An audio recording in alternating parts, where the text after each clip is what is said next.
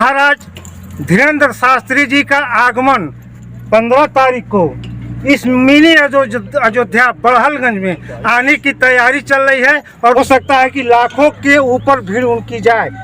आपके DDR news channel से मैं राम निवास यादव, जबकि मैं इस समय उत्तर प्रदेश जनपद गोरखपुर मिनी अयोध्या एक तरह से कहा जाए तो बड़हलगंज में मैं उपस्थित हूँ। एक और तैयारी रामलला की प्राण प्रतिष्ठा की तैयारी अयोध्या में चल रही है, जो कि 22 तारीख को है। और एक तरह जो है कि बड़हलगंज में मां सरयू के पावन तट पे धर्म के प्रचारक महाराज धीरेन्द्र शास्त्री जी का आगमन 15 तारीख को इस मिनी अयोध्या बड़हलगंज में आने की तैयारी चल रही है और 15 तारीख से लगातार 5 दिन तक कथा चलेगा, जो कि पंडाल की तैयारियां देखिए किस तरह से भव्य तरीके से किया जा रहा है। इसी क्रम के साथ यहाँ जो मेन अध्यक्ष हैं, जो नगर वासियों को एकत्रित करके महाराज धीरेन्द्र शास्त्री को इस बड़हलगंज के धरती पर पहली बार उत्तर प्रदेश में दूसरी बार बुलाने का कार्य जो कर रहे हैं, इनके दिमाग में कैसे आया और क्यों आया, इसी क्रम के साथ सबसे पहले वार्तालाप आपसे इसे करेंगे। आपका शुभ नाम? मेरा नाम राहुल तिवारी है जी। आपके मन में एक कैसे विश्वास जगा कि इतनी बड़ी जो महाराज जी यहाँ बड़हलगंज में आ रहे हैं, जो हो सकता है कि लाखों के ऊपर भीड़ उनकी जाए। आपके मन में क्या सद्भावना जगी कि आपने बड़हलगंज के लिए उनका प्रोग्राम रखा? हम लोग धाम पे जाते थे, थोड़ा तेज आवाज में। धाम पे हम लोग जाते थे, धाम पे दर्शन करते थे। कथा भी में हम लोग जाते थे, कथा देखते थे, तो गुरुदेव का कथा हम लोग को अच्छा लगता था जी।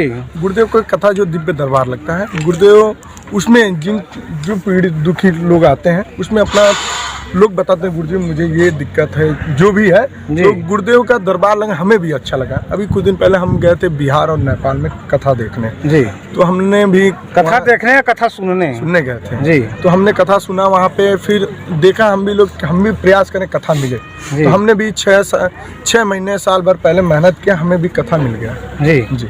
यहाँ लगभग कितने लोगों की आने की संख्या की आपके पास अनुमान लगाया जा रहा है? देखिए भीड़ का तो कोई मैं संख्या का अनुमान तो लगा नहीं सकता हूँ, मैं लोगों को 2 से 3 लाख लोगों का व्यवस्था कर रहा हूँ। व्यवस्थाएं में क्या क्या चल रही है? व्यवस्थाएं में देखें तो भोजन की व्यवस्था, रुकने की व्यवस्था, शौचालय की व्यवस्था जी। प्रमुख तो शौचालय आपके पास कितने बनाए जा रहे हैं? मैं 200 से 300 शौचालय बना रहा हूँ जी। जबकि आपका जबकि बड़हलगंज में तमाम जगहें हैं, लेकिन मां सरयू के तट पे और इस लेटा घाट पे क्या मन में आया कि हाँ हम कथा करवाएं?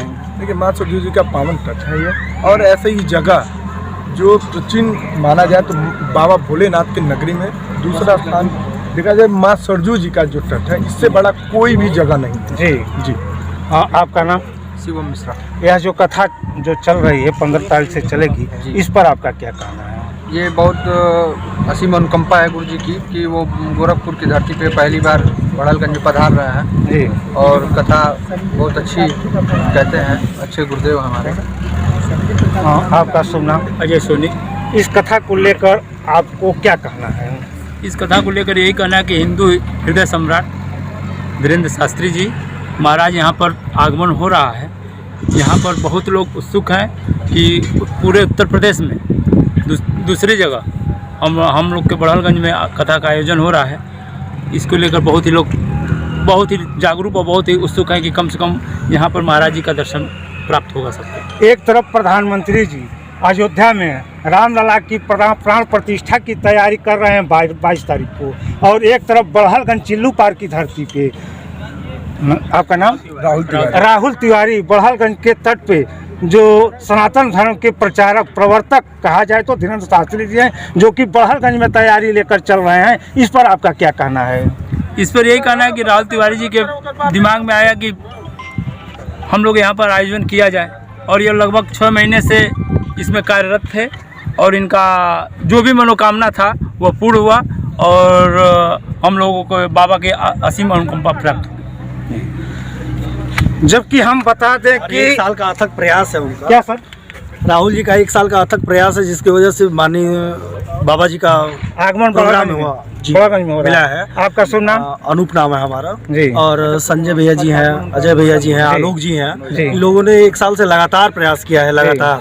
हाँ, उनके तमाम कथा उथा में जाते रहे हैं, सुनते रहे हैं। पूरी जितनी भी कठिनाइयाँ आई हैं प्रोग्राम लेने से अब तक की, और पंडाल लगाने में और व्यवस्थाएं करने में, आगंतुकों के आने में, सारी व्यवस्थाएं राहुल देख रहे हैं और काफ़ी भव्य तरीके से आयोजन होगा जी। इसी क्रम के साथ फिर से हम राहुल जी के पास पहुंचेंगे।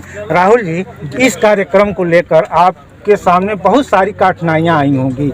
आपने लगभग इन कठिनाइयों का संघर्ष कितने दिनों से कर रहे हैं और तैयारियां कितने दिनों से करते चले आ रहे हैं? लगभग मैं 2 महीने से तैयारियां कर रहा हूं जी। और कठिनाइयां कोई नहीं, गुरुदेव के आशीर्वाद से कार्यक्रम मेरा सफलता 1 साल का प्रयास चल रहा है। और जो भी प्रयास था साल भर से हमारा, वो तो गुरुदेव की कथा मिलने पर साल भर तक मुझे 6 में लास्ट में हमें दिसंबर की कथा मिली थी, जो दिसंबर में 3 दिवसीय तो डेट नहीं मिल पाई, तो मुझे 5 दिन की कथा जनवरी में मिली है। तो 5 दिन का आप देख ही रहे हैं, अब 7 दिन का समय बचा है मेरे पास। जो मैं कार्यक्रम का टाइमिंग आपको बता दूं तो दिन में 1 बजे से आपका कथा चलेगा 4 बजे तक, और गुरुदेव का दिव्य दरबार 17 तारीख को 12 बजे से 2 बजे तक चलेगा। 3 बजे से कथा 5 बजे तक चलेगा। जबकि प्रभु श्री राम के परम भक्त हनुमान की कथा महाराज धीरेन्द्र शास्त्री जी सुनाते हैं, जबकि दूसरी कथा करवाने वाले बड़हलगंज के चिल्लू पार के, नाम आपका? राहुल तिवारी, जो चिल्लू पार के नए हनुमान पैदा हुए हैं और बाबा धीरेन्द्र शास्त्री को बड़हलगंज के चिल्लू पार के धरती पर बुलाने का कार्य कर रहे हैं। मैं DDR न्यूज़ चैनल से राम निवास।